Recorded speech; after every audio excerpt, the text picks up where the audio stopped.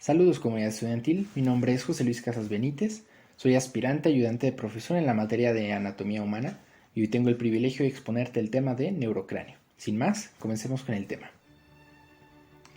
A lo largo del video hablaremos primero de las generalidades del neurocráneo y una vez explicado las generalidades, hablaremos de todos los huesos que componen a este neurocráneo, que son 8, y los iremos detallando poco a poco.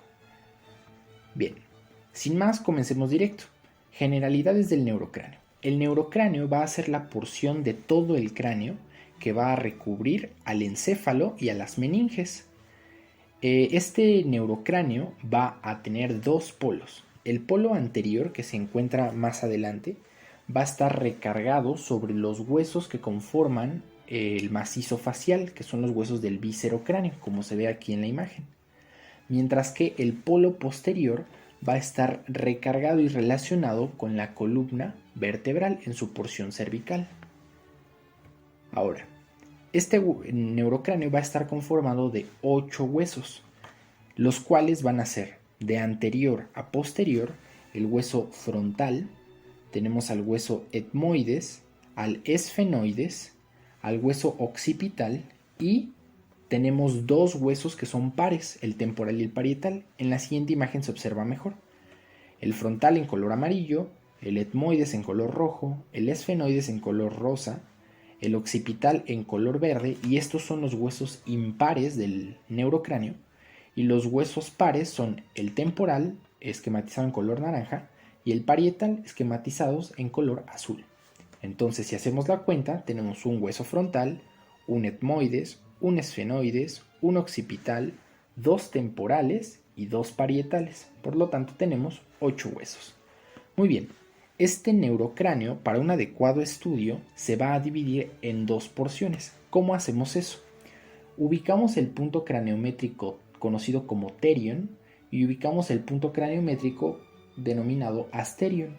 Trazamos una línea que parta, si pudiéramos pasar una sierra que una esos dos puntos craneométricos, nos dividiríamos al neurocráneo en una porción que propiamente cubre al encéfalo, que es como una especie de casco, y al que vamos a conocer con el nombre de bóveda craneal o calota, y una porción que queda como base, que se quedaría pegada al viscerocráneo, y es sobre donde descansa nuestro encéfalo, y esa porción se conoce como la base de cráneo. Entonces, los dos grandes componentes del neurocráneo son la bóveda craneal o calota y la base de cráneo. Ahora, estos huesos del neurocráneo se van a estar uniendo por un tipo de articulación sin artrosis, que se clasifica como suturas.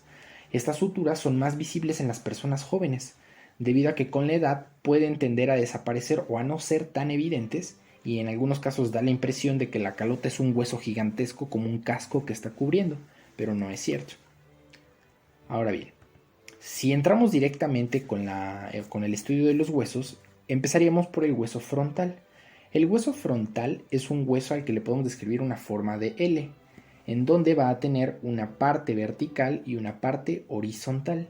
La parte vertical es la que estamos observando, mientras que la parte horizontal es la que estoy señalando con el puntero, pero que esta porción la veremos en la siguiente diapositiva. Ahora, propiamente, antes de iniciar con el frontal, debemos mencionar que todos los huesos del neurocráneo van a tener una cara exocraneal y una endocraneal. La exocraneal es la que no está en contacto con el cerebro o con la masa encefálica. La endocraneal es la que está dentro, es decir, está en contacto con el cerebro. Entonces, por ejemplo, la parte del hueso frontal que forma aquí la frente, que yo me estoy tocando, es la parte exocraneal. En cambio, el encéfalo, que está en contacto con esta parte por adentro, está en contacto con la cara endocraneal. En unos momentos lo veremos. Entonces, en este caso estamos en una porción exocraneal de la porción vertical del frontal. Entonces, fíjate, lo primero que vamos a mencionar son estos dos arcos que aparecieron, que nos están formando, nos están ayudando a formar la órbita, que es la parte en donde está nuestro globo ocular. Por lo tanto, se conocen como rebordes orbitarios. Estos rebordes orbitarios, cuando se dirigen hacia la nariz, van a dar dos pequeños procesos que conocemos como los procesos nasales, debido a que se articulan con los huesos nasales. Ahora, este mismo reborde orbitario, cuando se va lateral, nos va a dar dos procesos más que conocemos como los procesos cigomáticos, debido a que están relacionados con este hueso del viscerocráneo que forma los pómulos y que es el cigomático. Este proceso cigomático, cuando se va hacia arriba y hacia atrás, como se está indicando con el puntero, hacia arriba y hacia atrás, nos va a ayudar a la formación de una línea que vamos a estudiar en el hueso parietal y que es la línea temporal superior. Solo te lo menciono por ahora para que cuando estudiemos al parietal lo recuerdes. Bien, ahora por arriba del reborde orbitario encontramos dos arcos, conocidos como los arcos superciliares y que en algunas personas son fácilmente palpables. Ahora, entre los arcos superciliares y el reborde orbitario encontramos dos pequeños forámenes o escotaduras, a las que conocemos con el nombre de escotaduras supraorbitarias. Es un pequeño agujerito, una escotadura que está por arriba del reborde orbitario y por eso supraorbitario. Ahora, entre los arcos superciliares y en relación también con el reborde orbitario, encontramos esta pequeña depresión, una pequeña depresión a la que conocemos con el nombre de la glabela, ¿vale? Ahora, por arriba de los arcos superciliares encontramos dos masas óseas prominentes, son mucho más evidentes en los varones, y estas masas óseas se conocen como las protuberancias o cuernos del frontal. Ahora, debemos también destacar que este hueso frontal en la línea media se puede apreciar una sutura, que conocemos con el nombre de sutura metópica. La sutura metópica es un receso embrionario de la formación del cráneo.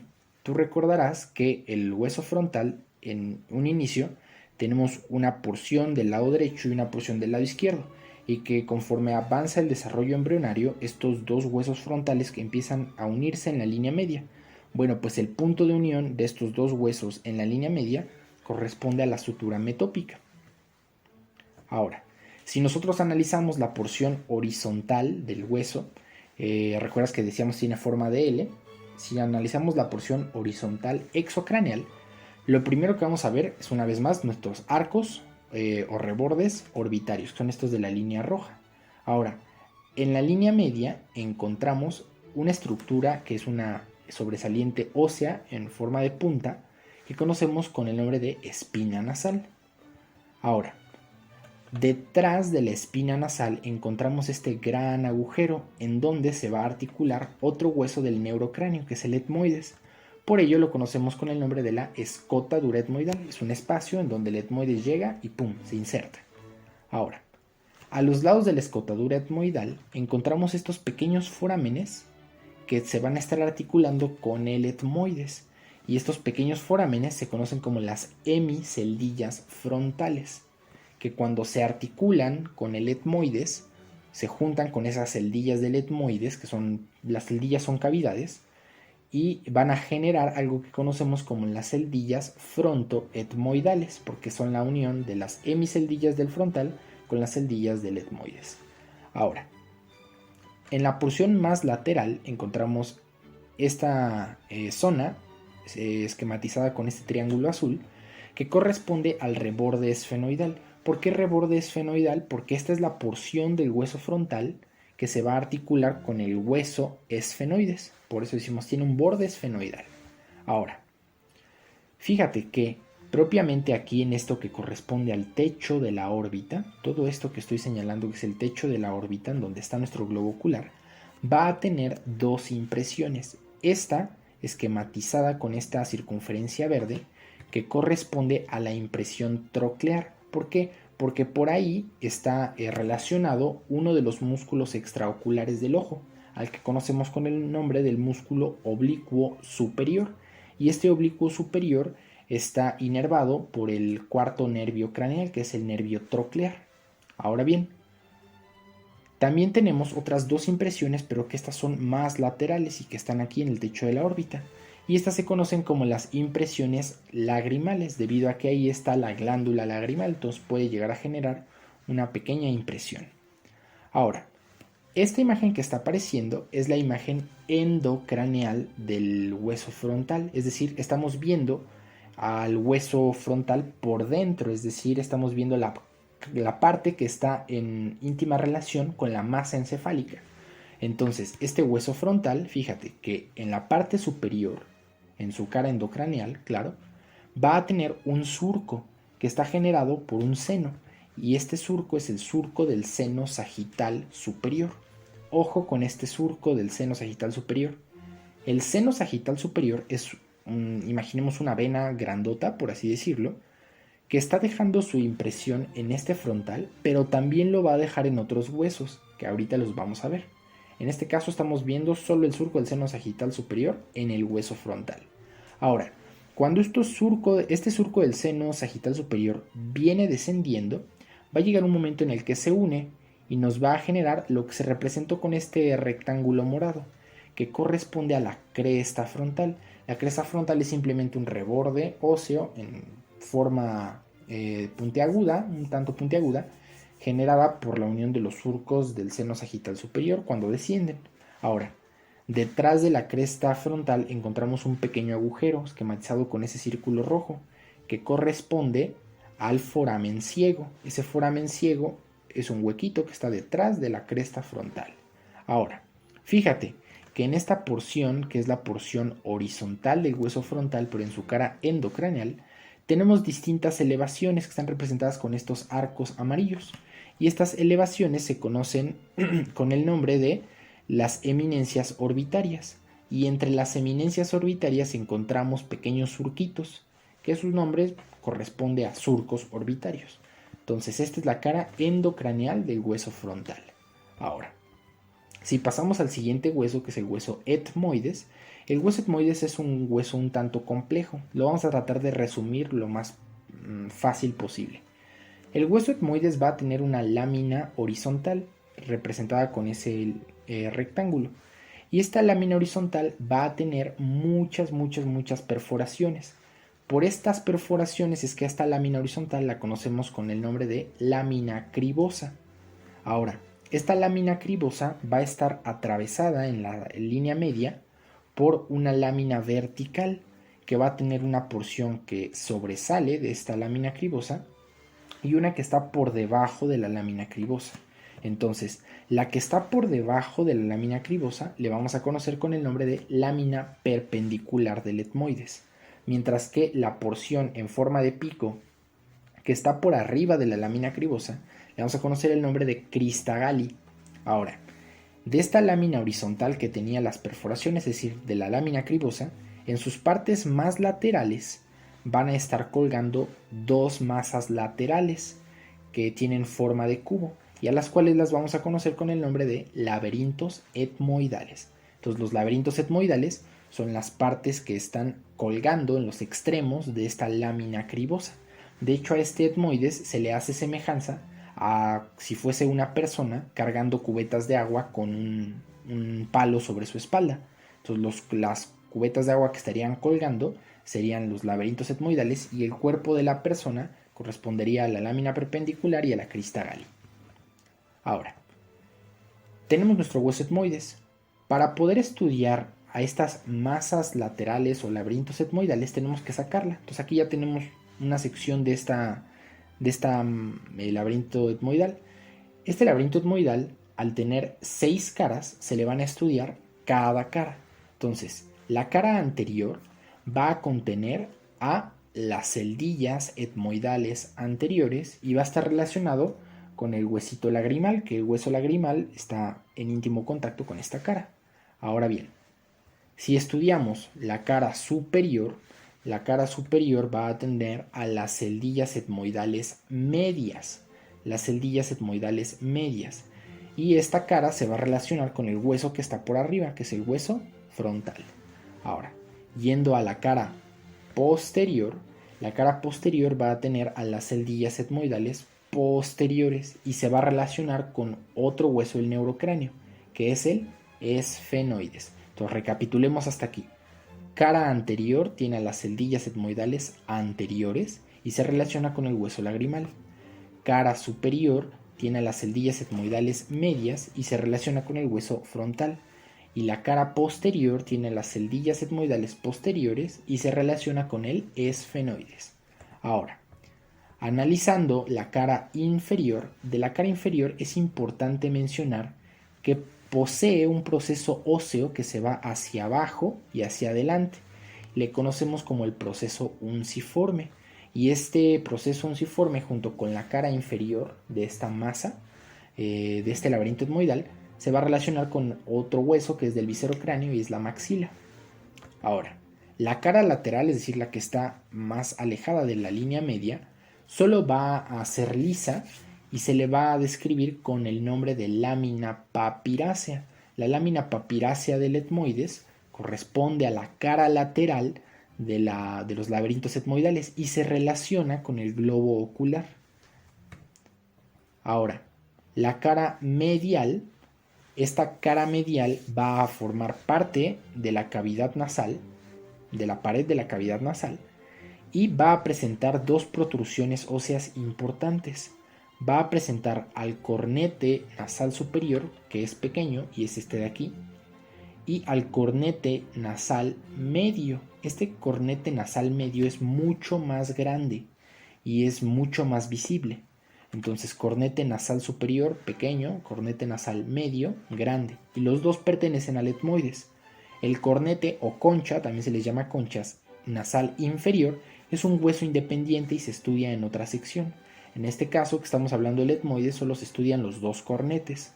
Ahora, fíjate que estos cornetes, que es el cornete superior y el cornete medio, debajo de ellos queda un espacio. Este espacio es el que nosotros conocemos como meato. Entonces, debajo del cornete nasal superior está el meato nasal superior, que es un espacio. Y debajo del cornete medio tenemos al meato nasal medio. Entonces, tenemos aquí cornete y meato. Entonces, por eso decimos que un cornete no es lo mismo que un meato. Un cornete es la protrusión ósea y un meato es el espacio que queda relacionado con esos cornetes. Entonces, aquí tenemos una vez más nuestro esquema del hueso etmoides que habíamos mencionado hace un momento. Y entonces vamos a ponerle las estructuras a las 6 caras para que se pueda ver integrado. Entonces, fíjate, tenemos a las celdillas etmoidales anteriores, tenemos a las celdillas etmoidales medias, a las celdillas etmoidales posteriores hasta atrás, tenemos al proceso unciforme de la cara inferior, tenemos a la lámina papirácea que está en las partes laterales relacionadas con el ojo, y en la cara medial tenemos al cornete nasal superior y al cornete nasal medio. ¿Vale? Bien, tenemos una imagen más real del hueso etmoides, y yo sé que tal vez no se parece mucho a lo que estábamos esquematizando con la presentación, pero fíjate, si te lo rayo tal vez puedas entenderlo mejor. Mira, aquí tenemos a nuestra lámina vertical, que decíamos tenía una lámina perpendicular que se iba hacia abajo y una crista gallis que estaba sobresaliendo de la lámina cribosa. La lámina cribosa estaría aquí y decíamos que de las partes más laterales de la lámina cribosa iban a estar naciendo nuestras dos masas laterales o laberintos etmoidales. Bien, entonces, fíjate, si nosotros vemos una vista superior de este hueso etmoides, podemos observar aquí en mucho más a detalle a la crista gallis. Y esta crista gallis decíamos que a los lados teníamos, mira aquí está nuestra crista galli, a los lados teníamos a la lámina cribosa. Entonces justo la lámina cribosa es toda esta. Y entonces esta lámina cribosa tiene múltiples perforaciones, múltiples perforaciones. Y por eso decíamos que es su nombre, la lámina cribosa. Ahora bien, decíamos que las masas laterales tenían 6 caras. Entonces decíamos aquí en este caso que estamos observando aquí a la cara lateral que correspondía a la lámina papirácea que formaba a la parte de la órbita. Ahora bien, si nosotros analizamos la pared anterior, simplemente observamos ahí unos cuantos agujeros que decíamos eran las celdillas etmoidales anteriores. La cara superior tenía las celdillas etmoidales medias y la cara posterior, que es esta que estamos observando aquí, esta cara posterior iba a tener a nuestras celdillas etmoidales posteriores y que se articulaba con el hueso occipital. No hay más. Ahora, ¿qué sí es muy importante mencionar? De este hueso etmoides recordemos que su cara inferior, que es esta que estamos observando, va a tener un proceso que conocíamos con el nombre de el proceso uncinado o proceso unciforme, y es este de aquí. Es un proceso uncinado de un lado y el otro proceso uncinado del otro. Ahora, de la cara medial, ¿qué es la estructura ósea más importante que tenemos que analizar? El cornete. ¿Y qué cornete? Es el cornete nasal medio, porque es el más voluminoso. El cornete nasal medio es este. Tenemos uno de un lado, tenemos otro del otro lado. Ahí están nuestros cornetes. Y justo la parte central corresponde a nuestra lámina perpendicular. Entonces este es nuestro hueso etmoides. Bien, pasando con el hueso esfenoides, este esfenoides le vamos a describir primero un cuerpo que va de igual manera a tener una forma de cubo, es decir, va a tener 6 caras y va a presentar distintas protrusiones y accidentes óseos. Entonces fíjate, para estudiar el cuerpo primero le vamos a ver su cara anterior. Decíamos, tiene forma de cubo, se le estudian 6 caras. La cara anterior de este cuerpo va a tener en la línea media una protrusión ósea que conocemos como cresta esfenoidal, y que esta cresta esfenoidal nos va a dividir a esta cara anterior en 2 porciones, en una cara articular para el etmoides del lado derecho y una para el izquierdo. ¿Recuerdas que en las masas laterales o laberintos etmoidales del etmoides, su cara posterior tenía las celdillas etmoidales posteriores, pero se relacionaba con un hueso? Exacto, se relacionaba con el esfenoides. En estos sitios es donde esas masas, esas caras posteriores, se van a articular. Entonces, aquí aparece, se articula con la lámina perpendicular del etmoides la cresta esfenoidal, es decir, el reborde óseo en forma de punta que se encuentra en el centro se va a articular con la lámina perpendicular, mientras que las caras articulares con las caras posteriores de los laberintos etmoidales. Entonces, ahora, si hablamos de la cara superior va a tener distintas porciones. De anterior, es decir, de adelante hacia atrás, la primera porción la conocemos como el yugo esfenoidal. Y lo que queda detrás del yugo esfenoidal es primero una fosa y luego un alzamiento óseo. En esta imagen no se alcanza a ver bien, pero ahorita vamos a voltear este cubo para que se aprecie mejor. La depresión que queda detrás del yugo esfenoidal, es decir, la fosa, se va a conocer como la fosa hipofisiaria, y es aquí donde descansa la famosísima glándula hipófisis. Ahora, la fosa hipofisiaria hacia atrás se va a continuar con una lámina ósea que se va hacia arriba y lo conocemos como el dorso hipofisiario. Y este dorso hipofisiario en sus dos extremos va a dar como dos pequeñas puntitas, dos pequeños piquitos. Y esos dos pequeños piquitos óseos se van a conocer con el nombre de procesos clinoides posteriores.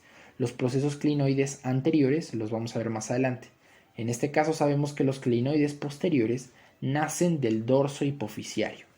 Ahora bien, la parte que queda entre el yugo esfenoidal y la fosa hipofisiaria, es decir, esa línea que está marcando el límite entre estas dos, se va a conocer como el surco prequiasmático.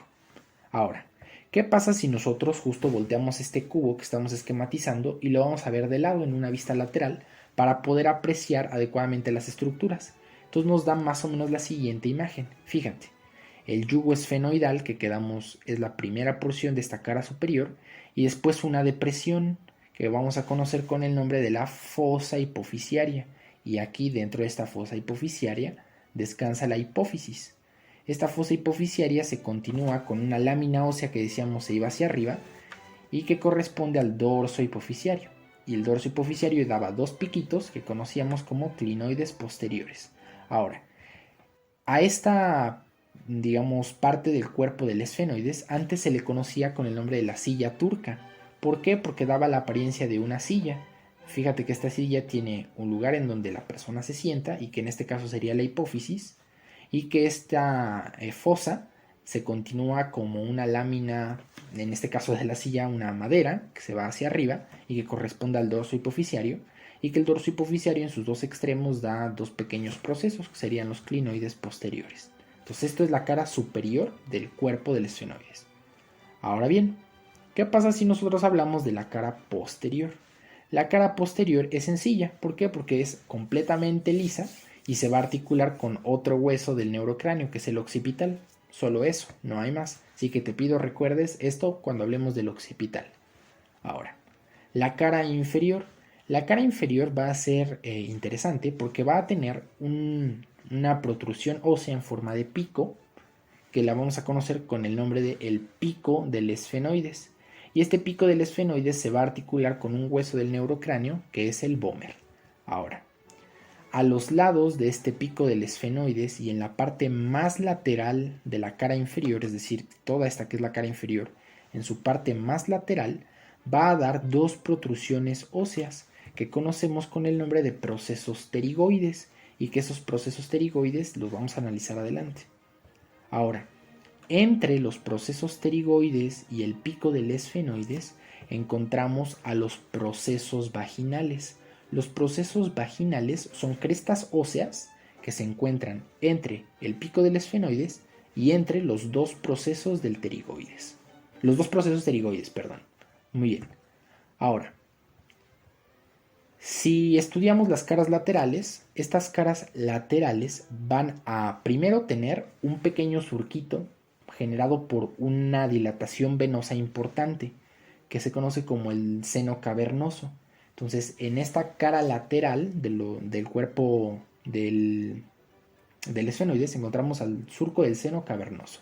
Ahora, de esta cara lateral van a nacer dos protrusiones óseas importantísimas, una superior y corta y una inferior pero más larga, a las que vamos a conocer como las alas. Entonces tenemos a la ala menor, que es superior pero más chiquita, y al ala mayor, que es más grande pero es más pequeña. Pero es inferior, perdón, es más grande pero más inferior.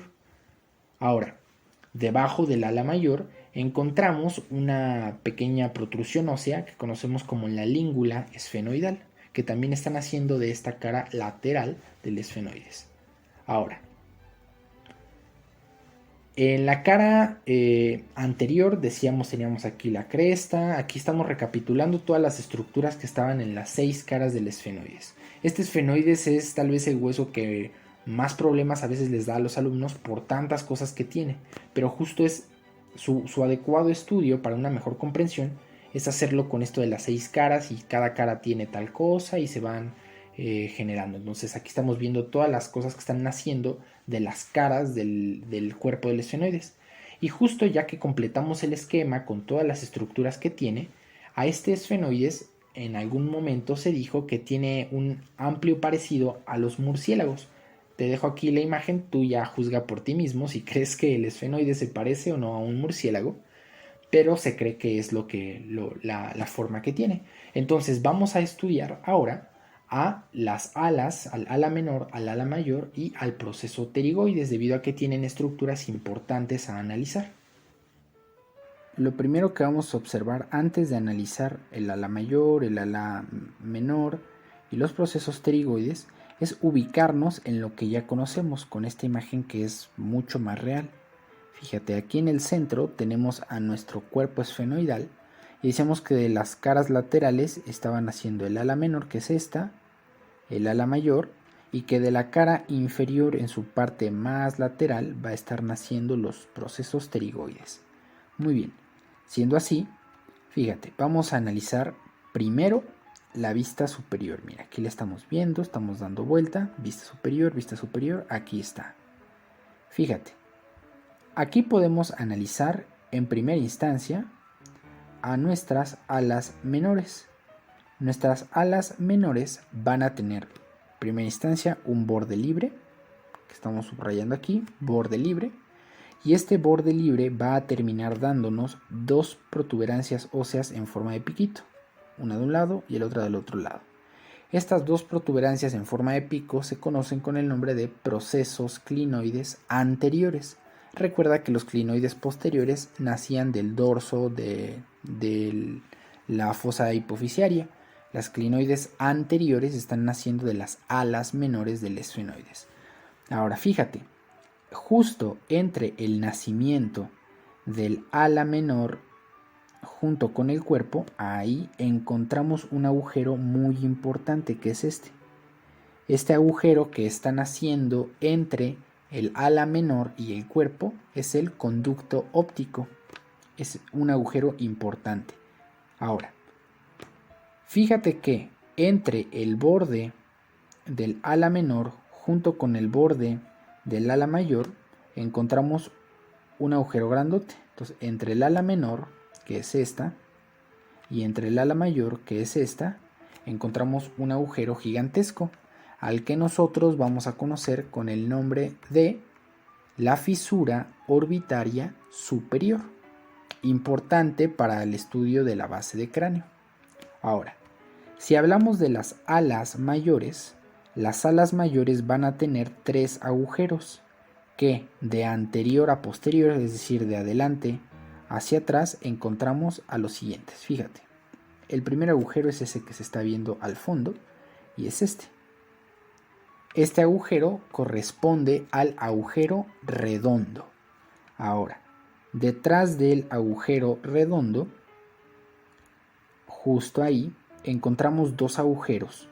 Uno que es grande y un poco más alargado, al que conocemos con el nombre del foramen oval, y otro un poco más pequeño y que lo conocemos con el nombre de el foramen espinoso.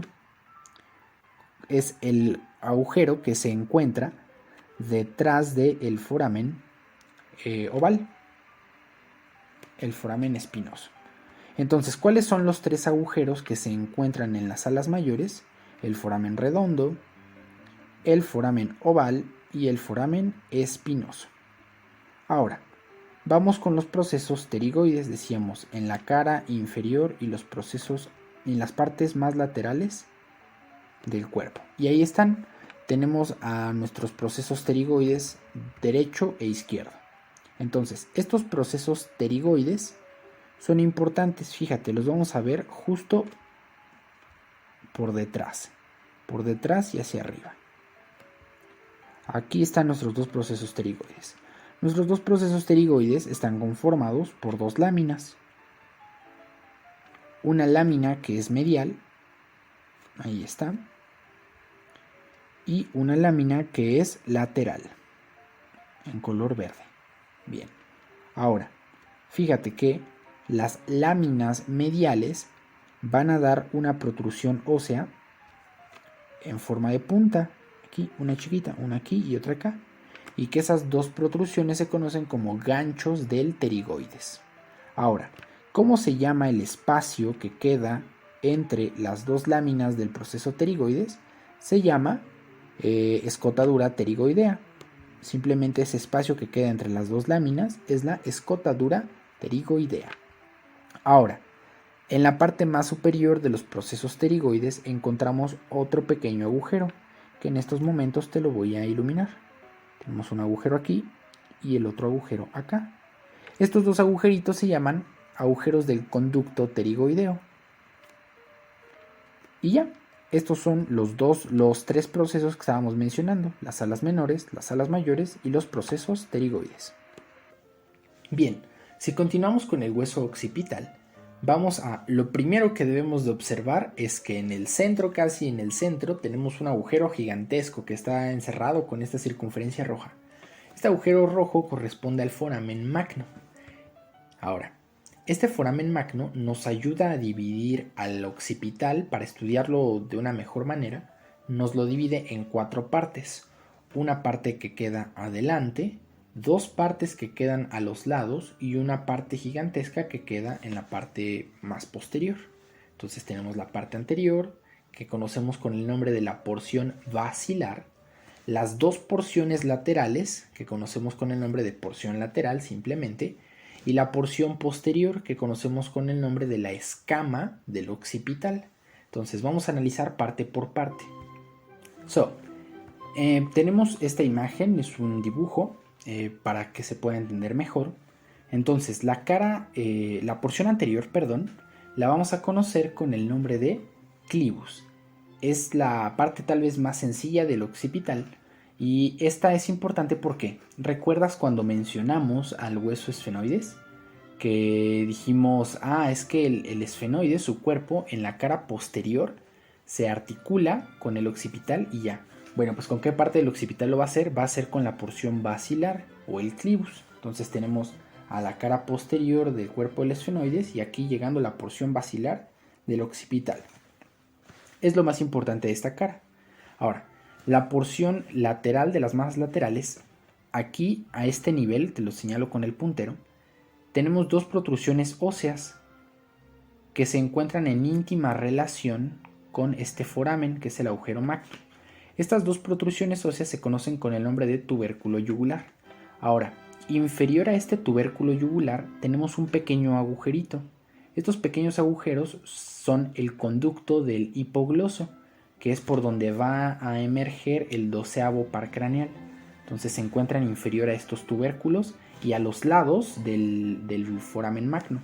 Ahora, fíjate que además de todo esto, estas porciones laterales tienen estas prominencias óseas en forma de pico, que se están representando con morado. A estas las vamos a conocer como las apófisis o procesos intrayugulares. Mientras que, si continuamos y nos vamos laterales, tenemos otras protrusiones óseas hacia los lados, igual en forma de pico, que se conocen como los procesos o apófisis yugulares. ¿Por qué?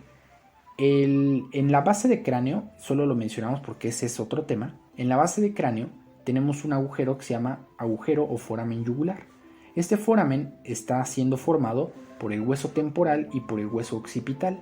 El hueso occipital tiene estas dos crestas y la apófisis yugular va a ayudar a la formación como tal del foramen y la apófisis intrayugular va a quedar en el centro y va a dar ahí, como algunos autores le describen, una forma de corazón. Entonces imagina que esa forma de corazón, ese piquito del corazón, corresponde a la apófisis intrayugular y se llama apófisis intrayugular porque queda entre este agujero, que es el agujero yugular. Y ahora, ¿cómo se llama este espacio que queda entre la apófisis intrayugular y la apófisis yugular? Bueno, pues se conoce con el nombre de escotadura yugular y es simplemente ese espacio que está entre los dos procesos. Bien, ahora, si nos vamos a la porción escamosa o la escama del occipital, lo primero que mencionamos es esta estructura que está en el centro, representada con este círculo, que corresponde a la protuberancia occipital interna. Literalmente es una sobresaliente ósea, que es la protuberancia occipital interna.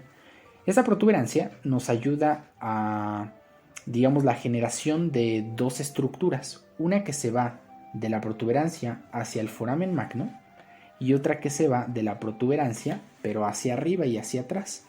Esta protuberancia que se va hacia adelante la conocemos con el nombre de la cresta occipital interna, mientras que la cresta, por así decirlo, que se va de la protuberancia occipital interna hacia atrás, es decir, de la protuberancia occipital interna hacia atrás, va a ser el surco del seno sagital superior.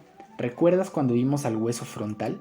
Que el hueso frontal también tenía un surco del seno sagital superior. Bueno, es que el seno sagital superior es una vena grandota, por así decirlo, que está recorriendo por la línea media a todo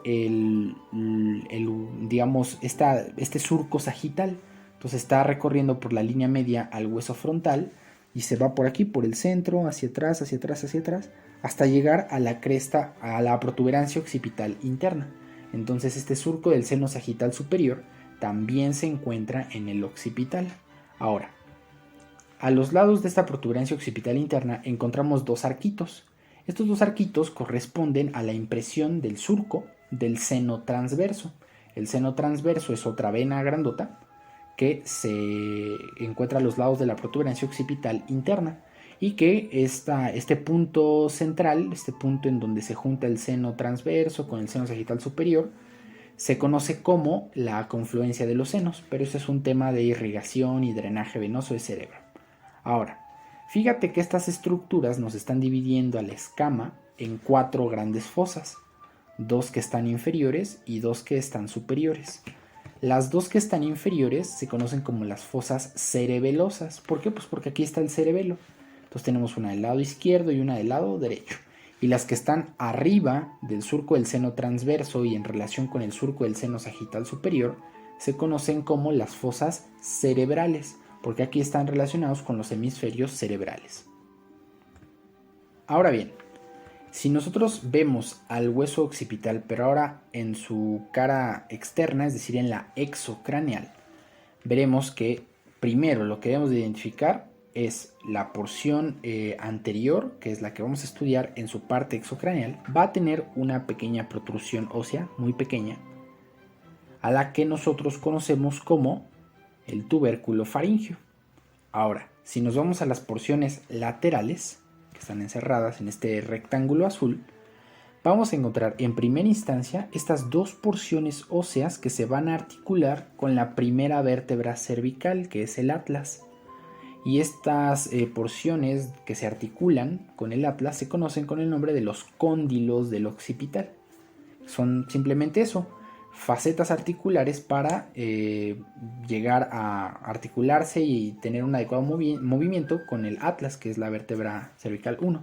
Ahora, si analizamos la escama en su cara exocraneal, lo primero que señalizamos es otra vez una pequeña bolita, a la que nosotros conocemos como la protuberancia occipital externa, que si tú vas y te tocas tu nuca, justo a nivel en la línea media y arriba de tu columna, encontrarás una pequeña bolita, una pequeña protuberancia ósea. Bueno, esa es la protuberancia occipital externa. Y de esta protuberancia occipital externa nacen, una vez más, un reborde óseo en forma de borde cortante que se va de esta protuberancia occipital externa hacia el agujero magno. Pero ojo, recuerda que estamos en la vista exocraneal. ¿Recuerdas que en la vista endocraneal la misma estructura se llamaba la cresta occipital interna? Pues bueno, esta misma estructura, pero ahora como estamos en la cara exocraneal, se va a llamar la cresta occipital externa. No hay mayor ciencia. Ahora, de esta protuberancia occipital externa hacia los lados se van a originar dos pequeñas líneas, que las conocemos como las líneas nucales superiores, una del lado derecho y una del lado izquierdo. Ahora, inferior a esta protuberancia occipital externa y en relación con la cresta occipital, la protuberancia occipital externa y en relación con la cresta occipital externa, nacen otras dos líneas, que son las líneas nucales, pero ahora inferiores. Y por arriba de la protuberancia occipital externa, fíjate antes de marcarlas, con el puntero tenemos otras líneas, una que se va a la izquierda y una que se va hacia la derecha, y que estas líneas corresponden a las líneas nucales supremas. ¿Ok? Ahora, esta escama en su cara exocraneal, en las partes más laterales, va a estar relacionada con el hueso temporal. Entonces, estos bordes, se conocen con el nombre del margen mastoideo. ¿Por qué? Porque se relacionan con esta porción que está detrás de la oreja, que corresponde al proceso o apófisis mastoides, y este proceso mastoides corresponde al hueso temporal. Entonces es un margen que se relaciona con el hueso temporal. Y bien, hablando del rey de Roma, si hablamos del hueso temporal, podemos mencionar que tiene tres grandes partes. Este hueso temporal, junto con el esfenoides, son de los huesos más difíciles, por así decirlo, del neurocráneo. Pero si los estudiamos parte por parte no es tan difícil. Entonces fíjate, el hueso temporal tiene tres grandes porciones. La escama, representada en rojo, una región mastoidea, representada en verde, y una porción petrosa, que esta porción petrosa está solo en la cara endocraneal. Por eso es que aquí este triángulo, esta forma pues sí, de como pirámide, está un poco translúcida, un poco transparente, porque la porción petrosa se encuentra en la cara endocraneal y más adelante la veremos. Entonces fíjate, tenemos nuestra cara exocraneal del hueso, es decir, tal cual como si nosotros pudiéramos verle aquí esta porción a una persona, veríamos esto. Entonces fíjate, primero ubicamos un agujero que corresponde a la entrada aquí en la oreja, y esta entrada corresponde al conducto auditivo externo. Entonces, del conducto auditivo externo hacia adelante va a nacer una protrusión ósea que conocemos con el nombre de el proceso cigomático del temporal. ¿Por qué le decimos proceso cigomático del temporal? Porque va a venir a articularse con este hueso, que es el cigomático. Entonces tenemos un proceso cigomático, que es del temporal. Ahora, si nosotros nos vamos hacia atrás, encontramos un pequeño surco por arriba del proceso cigomático, que corresponde al surco de una arteria, y que es la línea de la arteria temporal media. Ahora, detrás de esta línea de la arteria temporal media, encontramos propiamente el nacimiento del proceso cigomático. Y este nacimiento, que se pintó en otra línea amarilla, corresponde a la cresta supramastoidea. Y se llama cresta supramastoidea porque está por arriba del proceso mastoides. Ahora, detrás de la cresta supramastoidea encontramos una pequeña escotadura, un pequeño así como una muesquita, una mordida, por así decirlo, que corresponde a la incisura parietal. ¿Por qué? Porque aquí es donde se va a articular el hueso parietal, que es de los huesos más sencillos, sino por decir que el más sencillo del neurocráneo. Ahora, fíjate, debajo del proceso cigomático encontramos una pequeña eminencia ósea que nosotros conocemos como el tubérculo articular. Y detrás del tubérculo articular encontramos otra pequeña fosa que conocemos como la fosa mandibular. ¿Por qué son importantes estos dos? Porque aquí en la fosa mandibular va a venir a articularse la mandíbula para la articulación de la mordida, que es la articulación temporomandibular. Entonces en la fosa mandibular llega y se inserta la mandíbula y el tubérculo articular es un reborde óseo que evita que nuestra mandíbula se luxe, es decir, se vaya hacia adelante. Entonces este tubérculo articular nos ayuda a que la articulación temporomandibular, que es la de la mordida, no sufra un movimiento anormal. Ahora bien, entre la fosa mandibular y el conducto auditivo externo encontramos un pequeño surquito, y este surquito tiene el nombre de la cisura petrotimpánica.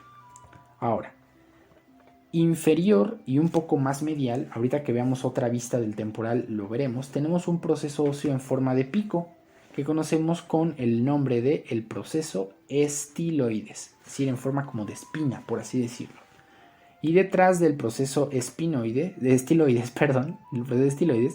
tenemos lo que mencionábamos, era esta protuberancia detrás justo de la oreja y que conocemos con el nombre de el proceso mastoides. Ahora bien, el proceso mastoides tiene una pequeña ranura, una pequeña incisura ahí chiquitita, en donde se va a insertar un músculo, que es el músculo digástrico. Por ello es que esta escotadura se llama la ranura digástrica. Es un pequeño agujerito, una fosita en donde llega y se inserta el vientre posterior del músculo digástrico. Bien, si nosotros tomamos ese hueso temporal y ahora lo vemos por abajo, es decir, así hacia abajo, de abajo hacia arriba, lo primero vamos a ubicar las estructuras que ya conocemos. Este es el proceso cigomático que decíamos se iba hacia adelante. Hacia atrás tenemos esa fosa que habíamos mencionado, era la fosa mandibular, donde va a llegar a meterse la mandíbula para la articulación. Teníamos a nuestra cisura petrotimpánica, que estaba entre la fosa mandibular y este agujero que es el conducto auditivo externo. Esto lo vimos desde la cara que acabamos de pasar. Ahora, detrás del conducto auditivo externo, es decir, atrás de la oreja, teníamos al proceso mastoides, no hay más. Ahora, aquí vienen las cosas un poquito nuevas. Fíjate, este proceso que se iluminó en café es un proceso que se va a unir o a articular con el hueso occipital. ¿Te acuerdas que el hueso occipital tenía un borde que se llamaba el borde mastoidal o el reborde del mastoides, de la mastoides? Es porque te dije que aquí se articula el hueso temporal y se relaciona con el proceso mastoides. Bueno, pues el hueso temporal tiene un borde que se relaciona con el hueso occipital y se llama borde occipital. Simplemente es eso. Ahora, delante de este borde occipital y entre el proceso mastoides y este proceso en forma de pico que te había mencionado hace un momento, que es el proceso estiloides, encontramos un agujero que justo como está entre el proceso mastoides y el proceso estiloides, se conoce con el nombre del foramen estilomastoideo.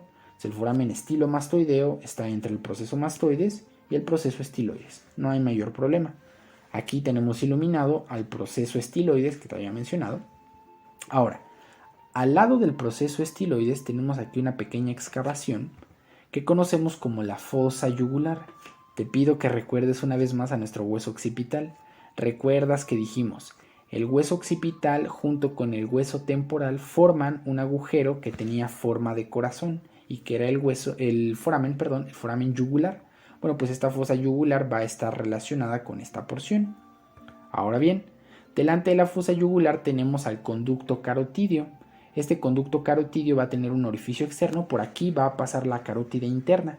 Entonces por aquí entra, es el orificio externo.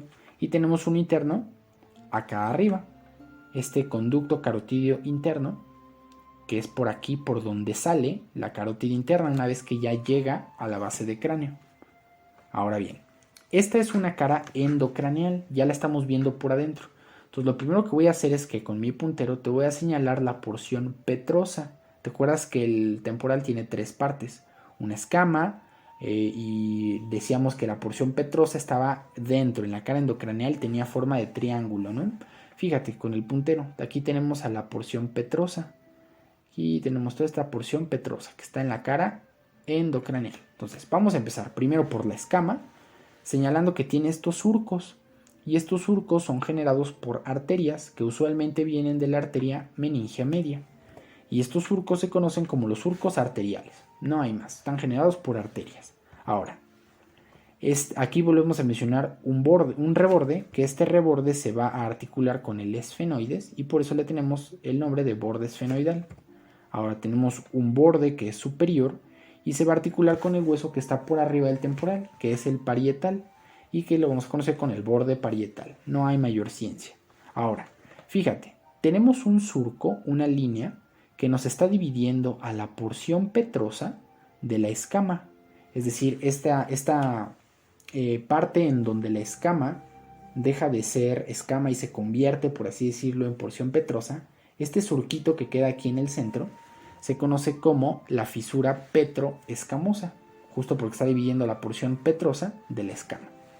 Ahora, fíjate, esta porción petrosa va a tener esta, digamos, porción en azul, que es un poco más horizontal, un poco más vertical, perdón, y que esta porción, justo en la parte más anterior, va a tener un pequeño surco, que corresponde al surco del seno petroso superior, que es una dilatación venosa importante en el drenaje venoso.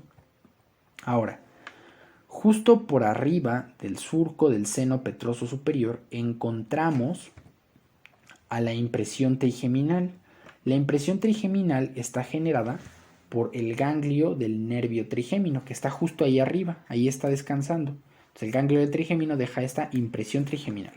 Ahora, detrás de la impresión trigeminal tenemos una lámina ósea delgada y completamente horizontal que corresponde al techo del tímpano. Es decir, debajo del techo del tímpano encontramos directamente a la caja timpánica. Ahora bien, detrás del techo del tímpano tenemos un reborde óseo en forma de arquito que conocemos con el nombre de la eminencia arqueada, justo porque tiene esta forma de arquito. Ahora bien, fíjate que en esta cara que habíamos dicho de la porción petrosa tenemos un agujero muy importante y que está en íntima relación con el techo del tímpano. Este agujero, pues ¿qué crees? Es el conducto auditivo interno. Por aquí están pasando distintas estructuras nerviosas y es importante porque corresponde a la entrada para el oído interno. Ahora bien, detrás del conducto auditivo interno encontramos otro pequeño agujerito que corresponde al orificio externo del acueducto del vestíbulo, que también corresponde a una porción del oído. Ahora bien, detrás de este orificio del acueducto encontramos un surco muy importante. ¿Por qué? Porque este surco corresponde al surco del seno sigmoides. Este surco del seno sigmoides es digamos, ¿recuerdas el surco del seno transverso que vimos en el occipital? Bueno, este seno transverso cuando avanza hacia el hueso temporal se convierte en el seno sigmoides. Y este seno sigmoides cuando sale de la base de cráneo se transforma en la vena yugular, en la yugular interna. Pero antes de hacerse yugular interna, sigue siendo seno sigmoides y nos deja aquí esta pequeña impresión en el hueso temporal. Y por último, tenemos un pequeño reborde que ya habíamos visto hace un momento y que es el borde occipital, debido a que se va a estar articulando con el hueso occipital. Nuestro último hueso del neurocráneo es el hueso parietal. Y este hueso parietal es el hueso más sencillo de todos. Fíjate, este hueso va a tener forma cuadrangular, es decir, 4 lados, y estos 4 lados se van a estar relacionando con distintos huesos. Fíjate, en primer lugar tenemos este en verde, corresponde al margen occipital. ¿Por qué? Porque se está relacionando con el hueso occipital.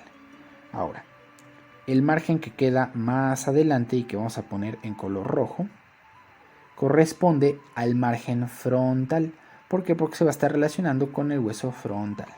Ahora, el margen que vamos a pintar en azul, que queda hacia arriba, corresponde al margen sagital. ¿Por qué? Porque se está relacionando con el hueso occipital, perdón, con el hueso parietal del otro lado. Y recuerda que la línea que pasa, la sutura que está uniendo a estos dos huesos parietales, se llama sutura sagital. Ahora bien, el borde inferior es el que puede cambiar, y de hecho cambia, porque la porción más delantera se le conoce con el nombre del borde esfenoidal, porque se está relacionando con el ala mayor del hueso esfenoides, mientras que la porción trasera de este margen inferior, pintado en rosa, corresponde al margen escamoso. ¿Por qué? Porque se está relacionando con la escama del hueso temporal. Solo es eso. Ahora, esta cara exocraneal del hueso parietal va a contener dos líneas muy importantes. Fíjate, la primera línea corresponde a la línea temporal superior, y la que se encuentra por debajo y que te pinto en color rojo corresponde a la línea temporal inferior. Ahora, ¿qué es lo que te pido recordar? De la línea temporal superior, recuerda que se formaba del proceso cigomático del frontal, que decíamos, cuando el proceso cigomático se va hacia atrás y hacia arriba, se convierte en la línea temporal superior. Estas dos líneas son importantes para la inserción, del músculo temporal de la masticación junto con su tendón. Ahora bien, si nosotros analizamos la cara endocraneal de este hueso parietal, solo tenemos que mencionar dos cosas.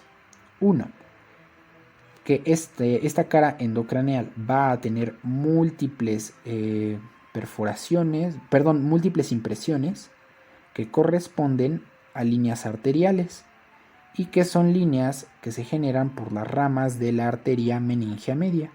Entonces todas estas líneas, que se conocen como las líneas arteriales o vasculares, son generadas por las arterias que nacen de la arteria meningea media.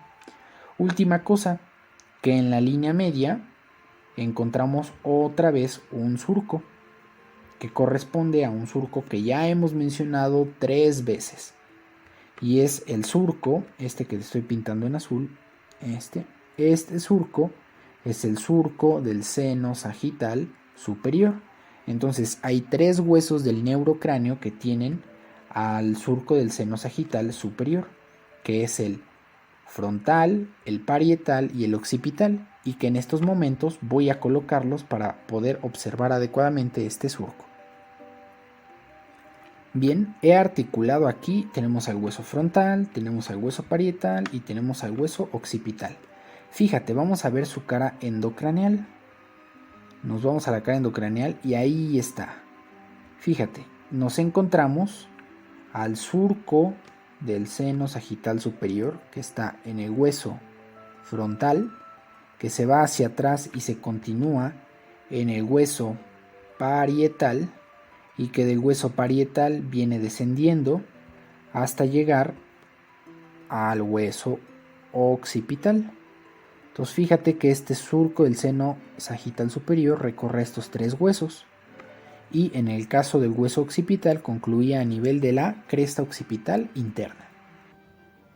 Sin más, te dejo la bibliografía que se reutilizó para la realización de este video, y te doy las gracias por haberlo presenciado. Espero sea de tu agrado y pueda ayudarte al estudio del tema. Muchas gracias.